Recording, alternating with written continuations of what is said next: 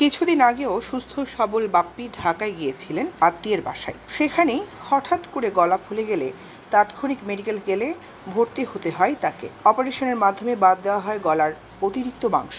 পরবর্তীতে কর্মস্থল চট্টগ্রাম আসার পর শরীরের অবনতি হলে ভর্তি হন চট্টগ্রাম মেডিকেল কলেজ হাসপাতালে। নানা পরীক্ষা নিরীক্ষার পরে জানা যায় গলার টিউমারের সাইড এফেক্টের কারণে ফুসফুস ও লিভারে পানি জমাট সহ শরীরে বাসা বেঁধেছে মরণ ব্যাধি ক্যান্সারে আক্রান্ত হয়ে শয্যাশায়ী মোহাম্মদ বাপ্পি বাঁচার আকুতি তার, কিন্তু অর্থের অভাবে চিকিৎসা করাতে পারছেন না তার বিধবা অসুস্থ মা। পারিবারিক অসচ্ছলতার কারণে কয়েক বছর আগে ৬,০০০ টাকা বেতনে চাকরি নেন ট্রেলার হেল্পারের।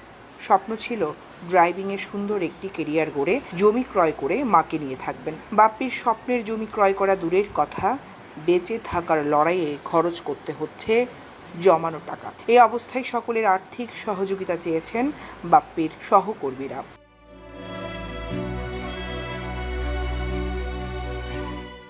সকলের আর্থিক সহযোগিতায় সুস্থ হয়ে বাপ্পি ফিরবে তার মায়ের বুকে, এমনটা প্রত্যাশা তার সহকর্মীদের। পৃথিবীতে বাবা নাই, আর ওর কোনো ভাই নাই, বোন নাই। একটা ছোট বোন ছিল, ওই ছোট বোনটাও অনেক আগে মারা গেছে ছোট থাকতে। ওর বাবাও খুব ছোট থাকতে মারা গেছে।